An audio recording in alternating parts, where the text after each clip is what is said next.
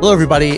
In the last module, Kevin was talking about different things that are against Amazon terms of service. And sometimes this is a scary thing for Amazon sellers. And in a sense, it's okay to be scared. Like, you should understand that it's very serious, that you have to be in compliance. But at the same time, don't be so scared that, oh my goodness, you might think that any little thing I do wrong and my entire account and all my money is going to go away. That's not the situation at all. But somebody who knows the situation probably better than almost anybody else in the world is Chris McCabe. So we invited him to talk to us about how to keep your seller account clean so that you don't have to worry about some of these things that might happen to you. So Chris, welcome to Freedom Ticket. Thanks for joining us.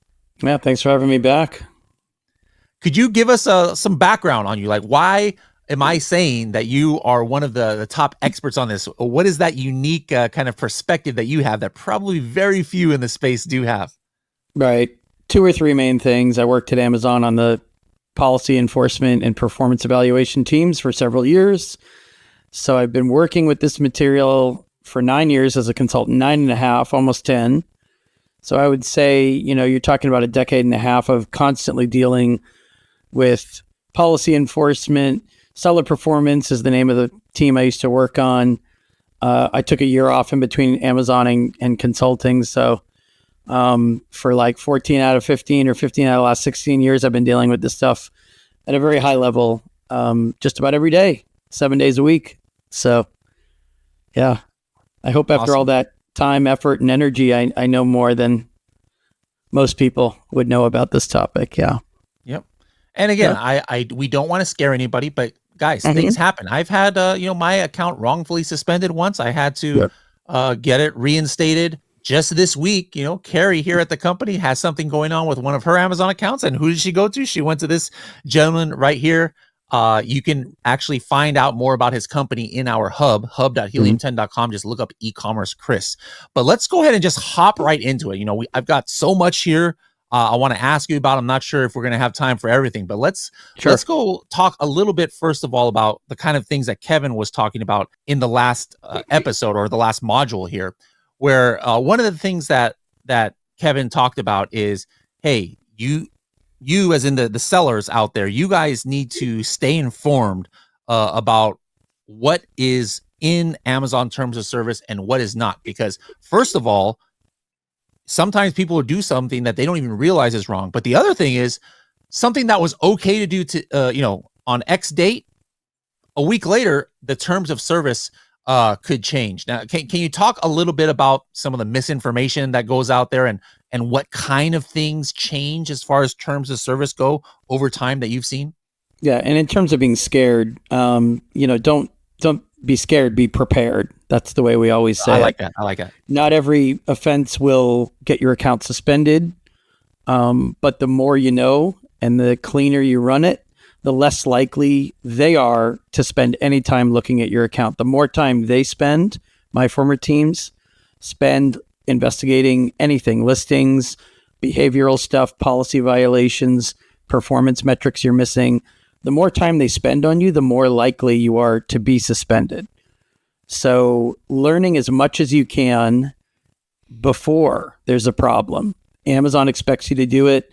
If they change a policy for whatever reason, like we can always talk about product review solicitation and using inserts and using services to try to get positive product reviews. How many times has that policy changed over the last few years, right? They expect you to follow all these trends. They expect you to keep up with the policy pages, whether you have an agency doing it or you have an employee who's your compliance person. You are responsible for monitoring all of those changes, even if they don't advertise it or banner headline it so much, right? Even if they don't make it easy to track, they don't really care about how easy or hard it is to track. As long as they update the policy, you're expected to know it. So yes, there are still minor offenses and major offenses. I don't think that'll ever change. But Kevin was right. You really have to have a clean operation, run a tight ship, not be prone to make excuses for we missed something, we didn't read it, we didn't see it. We kept doing things the way we did it last year or the year before.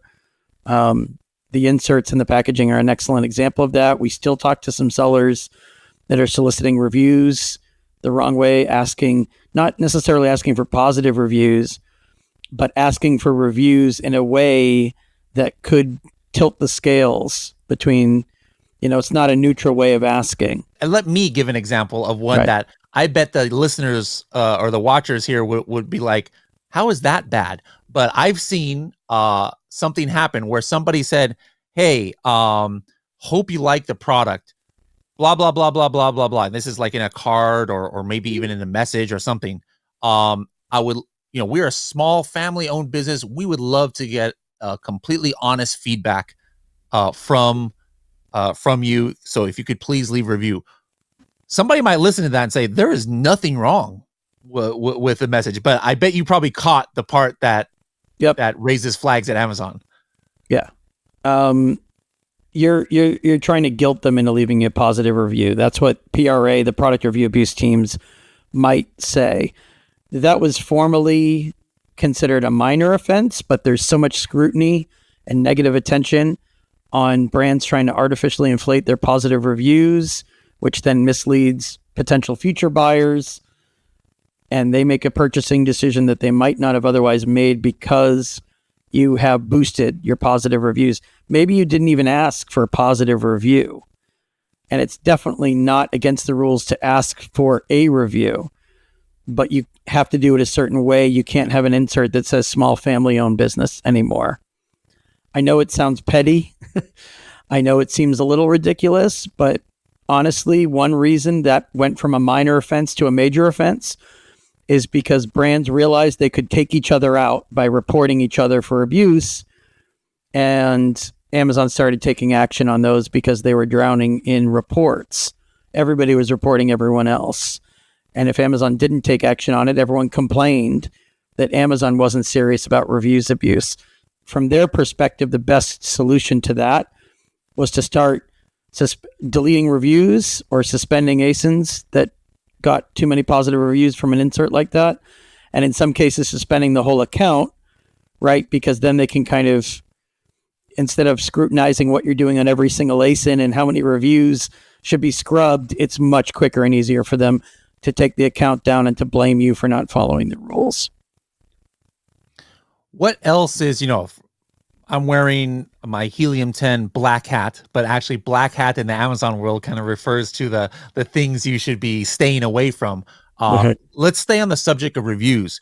What are some, maybe not as far as the communication around reviews, but what about the actual of acquiring reviews or trying to boost the reviews of your product by maybe changing variations? What are some things that sellers out there might hear from other people? Oh yeah, this is a great way to start off your Amazon listing with 1,000 reviews, but that our students here definitely need to stay away from.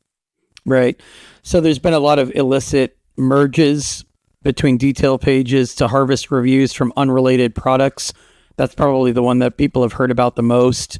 For some reason, Amazon still allows this to happen or hasn't prevented it in any meaningful way, where if you go to page 4, 5, 6 and look at the old reviews, it's for a totally different product. So they've created a listing, got a few reviews, and they kind of tricked or gamed the system to merge those two pages, gaming the catalog teams. There's a variety of ways to do it. Amazon's aware of it, and their abuse prevention teams will take action if they're pressured enough, but it's happening on such a wide scale that you still see it, and it's still fairly common to locate sort of a zombie listing that no one's using for a detail page that's long since passed, merging it with your newer product and harvesting the old reviews. So that's one.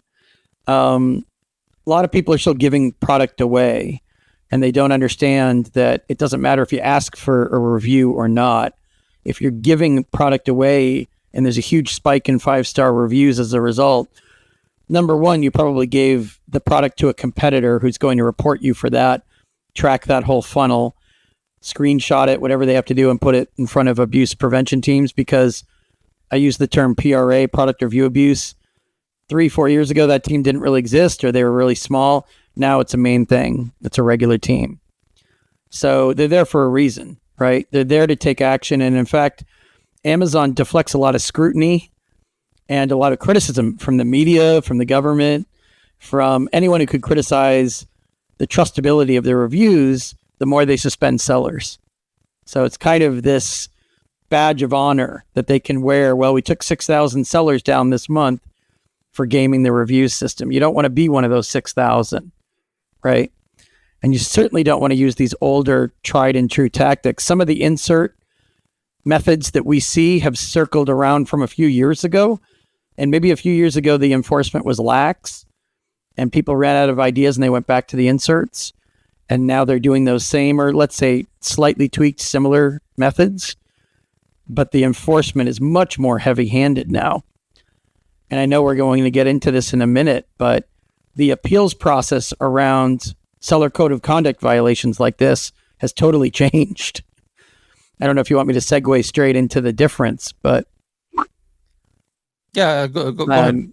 Yeah, they don't ask for a plan of action like they used to. The plan of action days of old, they would ask you to identify your understanding and analyze what you did wrong, what services you used that broke policy, why you broke policy, how you broke policy. That would go into the root causes section of the POA, right?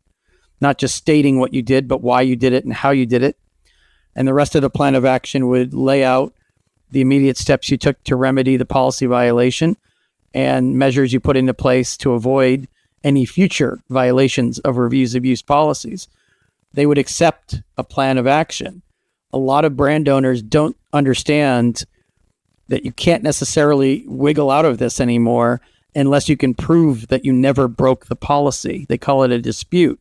Disputed as an error. In other words, Amazon falsely flagged you for abusing reviews policies for whatever reason. They misunderstood what you were doing, or you were reported by a competitor and there's no evidence that you were breaking the policy.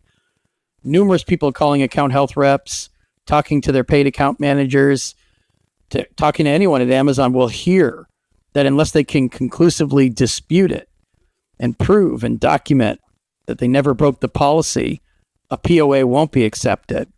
And my heart sinks when I see people who don't know this recent development who are writing a plan of action and their first appeal is straight up admission, we shouldn't have done this. This is what we were doing. We're sorry. We won't do it again. And here are the steps we have put into place to make sure we won't do it again. Those are getting denied and rejected across the board. And if you've invested as much into your brand and your company as I think you probably have up to this point, it's not worth it. You're potentially losing everything, and they won't even read an appeal half the time if you're admitting guilt for reviews abuse. So far, guys, again, nothing to be too scared about because, hey, if you're above board, that's why we're letting you guys know this stuff. Don't be trying to get, 35 second and third cousins to all leave you a review and they all have the last name as you. And all of a sudden Amazon sees your whole family tree is leaving reviews, or don't be putting messages on insert cards trying to incentivize reviews. The consequences are very dire, as Chris said, but you have nothing to worry about if you're not participating in these kind of things. Now, I think with review abuse, the kind of seller that would that are abusing this, mainly the private label sellers, people who are doing wholesale and arbitrage and things, couldn't care less about product reviews. But right. I'm sure you have clients out there as well who are doing other forms of Amazon selling, be it retail arbitrage, online arbitrage, wholesale. What are the kind of things that those of our students who might choose that direction to go, what kind of things should they be avoiding doing that people are getting in trouble for? Yeah. Their biggest concern is going to be receiving an IP complaint from the brand who doesn't know where they're getting the product, doesn't know the seller, might do a test buy and actually accuse the reseller of counterfeit. Hopefully the brand isn't accusing somebody of counterfeit simply because they're reselling like an arbitrage seller. They're not supposed to do that. But Amazon wants your supplier to be verifiable. What does that mean? It means they're giving you a legitimate invoice. It hopefully means they have some relationship and a paper trail back to the brand itself. But hopefully they're an authorized distributor. And it's meaningful if they appear on the brand's website as an authorized distributor. But it's really important that whatever ASINs you're listing, that those products appear on your supplier's website. And a lot of sellers don't understand that nuance. They think they can just have an invoice as long as the invoice has everything you would expect it to have: address, link to the website, quantity is correct, the date is within the last year, information on the description of the product is accurate and legible. Those are the old days. That's like a basic invoice. Yeah, they would accept it. Invoices get rejected all the time now. I think most resellers experience this, depending on how many SKUs they have. They understand that this is happening a lot. And Amazon fails to verify suppliers all the time if they can't. First of all, if you don't have a letter of authorization to sell the item. But beyond that, if you can't show on the supplier's website that the products you're selling on Amazon are listed there and are visible there, the supplier gets rejected quite frequently. And those types of sellers, I mean, reselling's, I think, again, not to sound scary, but to prepare yourself, reselling's a lot harder now than it was 2017, 2018, 2019, simply because there's so many resellers. Amazon doesn't feel the need to keep them all on the site. So they don't see it as losing a sale or losing a commission when they reject your invoice or mark your supplier as unverified, right? They know that you're going to be spinning in circles trying to satisfy them, but they also know other sellers will have an invoice they can accept who will get that sale anyway. All right, makes sense. Now, we've talked about some things that affect private label sellers, some things that affect wholesale arbitrage sellers. Something that I think would almost potentially equally affect both of those is perhaps the type of product they have. Like if I'm selling a phone case, there's not much like certifications or compliance issues. But then if I'm like selling something that you ingest or supplements or food products or maybe something battery powered, regardless if it's my private label product or I'm just reselling it, what are the kind of things that could potentially get somebody in trouble if they don't have their ducks in a row? Yeah, and there's a lot. And Amazon's become very humorless about some mistakes you may have made when you were setting up your trademark. There's a lot of IP errors that we see people making either because they didn't think about intellectual property issues when they were setting up their brand, or they didn't hire an IP attorney. They hired like a general business attorney who's not an IP expert. So they might infringe on somebody else's patent. Hopefully you're not borrowing anyone's copyright using their images or their written text. And then trademark, hopefully you're not using trademarked keywords when you're creating detail pages. But beyond that, some compliance violations that we see are lack of compliance documentation. And you mentioned consumables, right? So some brands that contact us have no compliance documentation. And when Amazon asks, they're scrambling to get any of it together. So you want to avoid that. You want to have all the paperwork ready to go in case they ever ask, number one. But number two, if your products have to be tested, for example, they probably want the items tested at an ISO certified lab, not just any lab. And if it's something that the FDA has to approve, well, you probably want an FDA trained attorney, not just a random regular attorney, to go over your paperwork with you, or an EPA attorney, right? So specialization is important. If you're going to be a special brand within a category, you want the right amount of expertise, and you want to understand what claims you can make on a listing. Lots of new sellers, new brands are losing listings right away because they're making unsubstantiated health claims, for example, curing claims, curing different diseases, health problems. All of that language has to come out of your detail page. I understand that some companies that you can work with out there tell you to put all these keywords in there to sell more and to attract more eyeballs, but it can also attract the bots and the automated flags within Amazon systems and get those products taken down before you even make a single sale. And then on top of that, sellers are making the POA mistake, plan of action. They're sending in the wrong kind of appeal, and they don't understand Amazon's denial reasons, which could be simply you haven't updated your listing content. You haven't removed the detail page content that was offending. You haven't removed it on the back end within Amazon's tools. You've only removed it on your side. and they want you to take that offending content out before you appeal. So a lot of sellers are just misunderstanding compliance and then misunderstanding the appeal process. And when restricted product suspensions of ASINs are skyrocketing, which they have been for the last couple of months, they just end up wasting a lot of time going in circles and not really understanding what steps they have to do in what order before they appeal. And also they're not understanding that the appeals process has changed. It's not plan of action based anymore. It's either a checkbox form. Anh chị đang bán hàng trên Amazon. Skyrock cung cấp các dịch vụ dành cho các nhà bán hàng trên Amazon với mức giá cực kỳ ưu đãi như đăng ký brand với USPTO, từ Helen Ten, từ Trịnh Scout, Logistics và Warehouse. Xem hình thông tin chi tiết dưới phần mô tả nhé. Where they give you a series of statements to agree to or not to agree to in Seller Central, or you might even have to email an appeal in from the primary email on your account. And a lot of early development or fairly newer brands don't know these things, and they just canvas online looking for solutions, and they might read an old post from like last year or 2 years ago that talks about a plan of action. Big mistake.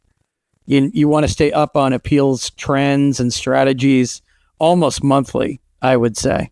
All right, what about when it comes to creating the listing? All right, if we're a private label seller, that means we're probably creating our listing from scratch. There's a lot of requirements as far as listing copy goes, as far as images go. What are some high-level things that the students should keep in mind to make sure that they don't get in trouble on that side of things? Yeah, make sure you don't have text on the main image. The image violations, they seem to be a little bit more understanding about. They might delete the listing if your image violates policies, but you can probably survive that. They're more interested in making sure that your detail page, your listing content doesn't violate policy guidelines that would try to get you a leg up over your competitors. So you can't put anything in your listing that will be privatizing the listing to you, making it only yours so that no other seller could get on your detail page. You can't put anything on there about resellers of our products don't offer full warranties. Anything that would make it exclusive to you can't be on there, because in theory it's an open marketplace and resellers can join your offer, your listing, and make an offer of their own, right? That's a huge error that people are making in terms of, resellers aren't authorized to sell our products online. Amazon should help us knock them off. Or if Amazon won't do that, because Amazon won't enforce exclusivity, we need to hire a lawyer to send them a cease and desist, or we need to report them for counterfeit, even if we don't have a test buy that proves the items are counterfeit. Those are huge mistakes. People are getting their brand registry revoked for making false counterfeit claims or unsubstantiated IP claims, and some are getting their entire account suspended for doing that. And I've read some of the appeals that say, well, those guys weren't authorized to sell. They didn't have our permission to sell it on Amazon. Not understanding that performance and policy teams would come back and say, so what? This is an open marketplace. Unless they're actually breaking the law and selling something counterfeit or violating your trademark or other offenses, that's not the channel you're supposed to pursue. You're supposed to be managing your supply chain, not complaining that you don't know who the seller is or where they got the product and asking us to officiate that dispute. So the same principle applies to trying to guard against resellers by loading your listing in your offer with exclusive type language. That's another common mistake. Okay. Now, a lot, if not almost all of this stuff are definitely avoidable. And it's just a matter of, hey, knowing what the rules are and not doing anything to break them. But even if somebody does all the right things, there's a chance, albeit small. And I'll say, I don't think this has ever happened to me in my 6 years of selling, but we hear stories sometimes where something might still happen to you due to shady behavior, perhaps from other parties or competitors, or you ruffled somebody's feather the wrong way. What are some of these things that might still happen to you, even if you're doing everything correct? But then how can you avoid getting, or how can you prepare for it? And how can you maybe make sure that these aren't like long lasting things that really hurt you? Fortunately, Amazon now has a dispute process for account suspensions. They didn't used to have the language at the bottom of the message that said, if this is an error, if you're disputing the validity of the suspension, use this link, appeal here. You can do that now. So what we do with brands that are falsely accused of things, or they're being attacked by a black hat competitor, we do two things. One of them is we handle the management of the dispute. We don't start out by sending in a plan of action or admitting something that didn't happen. You never want to admit anything that you didn't do simply to submit an appeal and get it off your plate. That could be very damaging. It can have negative consequences. So you're disputing the nature of the suspension, and then you're also reporting the other party. Hopefully you have some info on who it might be, but you're reporting the abuse or the party who's committing the abuse, or both, depending on the amount of information. Amazon's familiar with abuse. Abuse has expanded. Again, don't be scared, be prepared. Abuse can be managed and handled. It's not something where you're vulnerable to the point that there's nothing you can do about it, except, complain to Amazon or consider yourself at the mercy of somebody who's more sophisticated in black hat tactics. I can tell you every product, every category on Amazon, there will always be somebody more sophisticated in terms of black hat tactics, right? You just have to be prepared for that. There are entire teams devoted to rooting this type of stuff out, because you could be a top seller. Some of the brands we work with are the top sellers in their categories. They might be the biggest account in the category. They might have the top selling ASIN in the category. Amazon doesn't want a product that sells 10 million a year going down forever because somebody gamed the system. They're losing something out of it. You're losing your business out of it. So they have created these teams, but they have to be communicated properly, professionally, the right way, with facts and figures and data. Back-end keyword abuse is the best example. Somebody tries to overwrite your ASIN contributions with their own. And unfortunately, sometimes you can try to add back-end keywords that trigger the bots sometimes they would put the word COVID into a vacant field. They'd upload their flat file, sync up to Amazon's API for your ASIN, try to insert these terms, and the listing would get temporarily suspended. A lot of the black hats know that you'll eventually figure this out. They know you'll eventually fix it, but they're going to win the sales while you're down. And if you don't really know what you're doing or what's happening to you, then your listing will be down for more days and they'll win those sales. And also it's stressful and it's distracting you, right? It's keeping you away from revenue growth, managing your account, managing your business. And when you're ready for those things, you can solve them very quickly. We do hear some horror stories from people opening cases, calling account health reps, talking to their account managers, waiting 5-6 days for somebody to respond. None of those things, with the possible exception of having your account manager opening an internal escalation, but none of those tactics will result in a quick fix or resolution of the problem.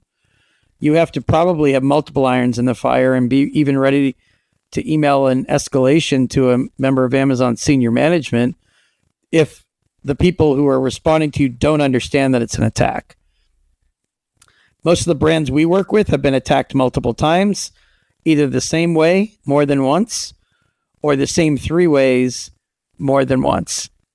And so we can put that all in a one page, or it doesn't have to be a book or a chapter of a book that's 10 pages long. You can put that on one page, show some dates, indicate to Amazon catalog teams and internal teams where to look for some of the sources of abuse. More often than not, those teams have seen examples of that type of attack before. They'll understand it. You're in brand registry. They know you're the brand owner. They know you didn't manipulate your own listings to get them suspended, and they should take the appropriate action and reinstate it. You don't want to get a message back that says, we'll review this and get back to you, and sit back passively and wait for them to do it when there might be a ticket that's left to rot somewhere. You do have to be an active participant. And if they fail to get back to you, or they miss a deadline, or their KPIs aren't what they used to be, it's up to you to nudge them along and make sure they're reviewing it properly. Okay, so you touched a little bit briefly on some do's and don'ts and how to avoid issues that might come up. But let's say an issue comes up, whether it's our fault or it's not our fault. Regardless, I'm in a bind, right? And I'm a seller who's got an issue with Amazon. Forget whose fault it is. There's an issue. What are some of the mistakes that after this happens that sellers are doing that just further gets them into more trouble and definitely takes them away from getting resolve of their issues? Yeah, some people are still looking at seller forums posts and they think it's analogous to their problem, but it's not. So they start off on the wrong foot with the wrong strategy just by comparing apples to oranges. Other people, the latest trend seems to be like Signal and Telegram and WhatsApp groups where people are kind of mixing and matching different types of cases and borrowing third or fourth hand advice from somebody's post on a Facebook group somewhere. And they're not really customizing their solution to the type of problem they see. They're just copying what someone else is doing, or even just templates. There's so many template mills out there now, and they're borrowing content from somewhere that Amazon has probably already seen that template. It's a generic copy and paste template with just some fill in the blanks, maybe minor customizations. But of course, if Amazon thinks that you're just copying and pasting all over the internet, then they think, why should they spend time on it? You don't even know what's going on. So you're just throwing whatever you can find at the wall to see what sticks, just in case you can get lucky. I mean, most people take their business more seriously than that.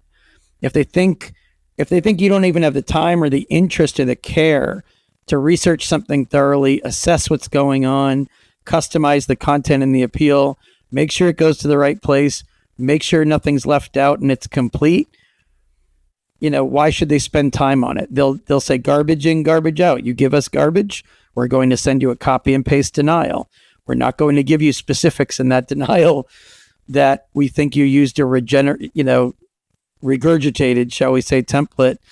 And this again is where we get back to the plan of action problem, where unless they ask you specifically for a plan of action, please do not send them a copy and paste generic plan of action template. A lot of the template mills out there haven't upgraded or updated their content. You buy some template for $500, $700.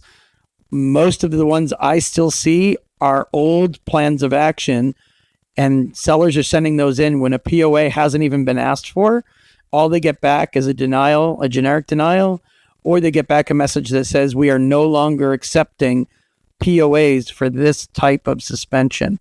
The only reason Amazon wrote that new message, which is only 2 months old, 3 months old, is because sellers kept sending POA templates in that had been used on some other case 2 years ago, and Amazon knew that that's what they were doing. So there, I realize there are some very, very low cost monthly services out there that have a wide variety of templates, but a template is a template is a template. If that's what you plan to send, know going in that it's probably not going to work. So obviously, if somebody does run into issues, they can definitely, reach out to you for help with one thing. But sometimes before it gets to that point, Amazon actually has some kind of paid services that allows some people to get help, and even a free way once a year that sometimes people are able to get their issues resolved. Can you talk about those two things if you know what I'm referring to? Yeah, and keep yourself educated, always expand your knowledge, keep up on trends. One way of doing that, of course, is paid account management, the SAS Core program that you were talking about.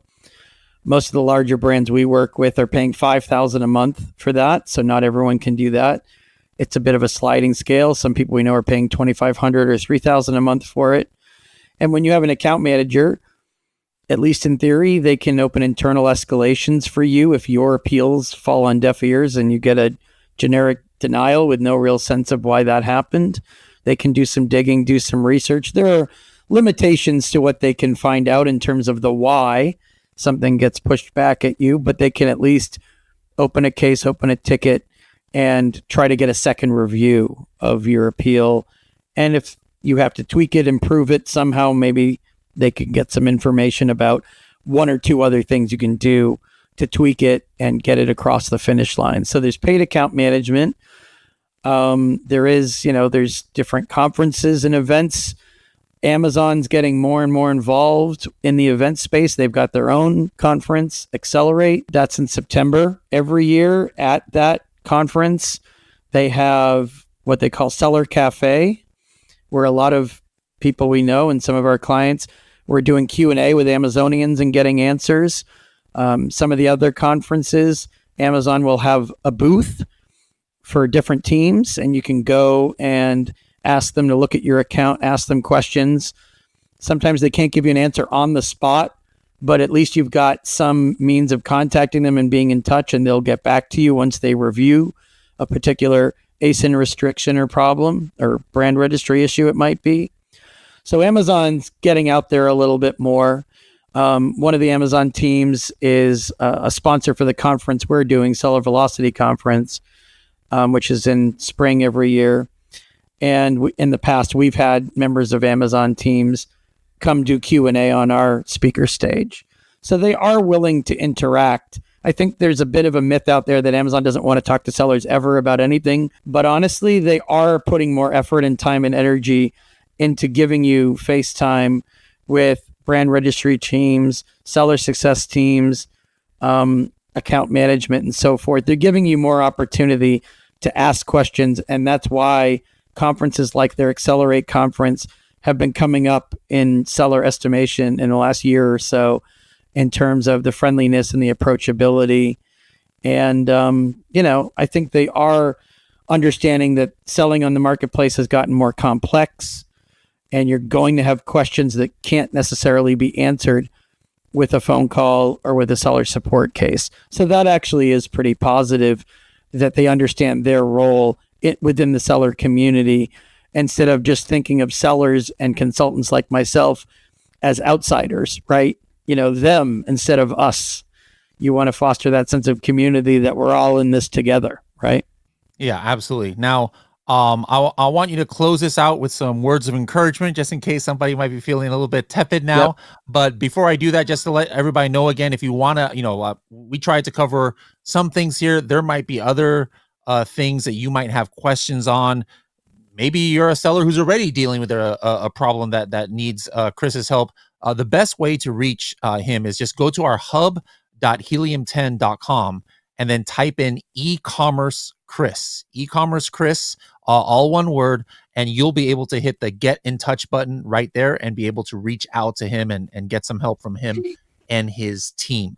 Mm-hmm. Now, again, to close this out, last words of wisdom or encouragement to sum up the topics we've been talking about today. Yeah. Appeals can be accepted. They might be denied initially. You'll eventually get those sorted out. Almost every appeal that we've done over all the thousands over the years, we got the problem solved. These problems can be fixed. There are very few things that result in a lifetime ban. So as long as you're using proper appeal strategies and professional grade communication, your odds of fixing these things are solid, right? There are very few things that ban you for life. So just make sure you're not jumping the gun, doing anything hasty. We understand that it's creating anxiety and panic when you have top selling ASINs go down or your whole account go down. It doesn't mean you can't get reinstated. So those are the words of wisdom and hope. You don't necessarily need to hire somebody like me to help you every single time either. Some of these things you can accomplish yourself without some sort of mystery bag of tricks that I'm carrying around over my shoulder. It will get easier. The more experience you get with it, the more educated you are on trends, the more practice you have. It's kind of like any other part of business. The more familiar you are with the concepts and the core tenets of how to operate a properly functioning Amazon seller account and a brand, the less painful this will get over time. Awesome. All right. Yeah. Well, Chris, thank you again so much for sharing your wisdom and knowledge with us. And we, like you just said, I hope that nobody here watching us will ever need to contact you other than to maybe, wish you well or something. But we live in a real world and some things might happen. It's nice to know that there's somebody out there who can help us with it. So thank you again for coming and sharing your knowledge. It's better to be safe than sorry. And thanks to you and to Helium. We always keep a warm place in our hearts for you guys. We're happy to answer questions from people without immediately recommending that they have us take care of their problem. We're happy to issue some words of wisdom whenever you're not sure what to do next with a big problem. Much appreciated. Thanks a lot, Chris. Thank you.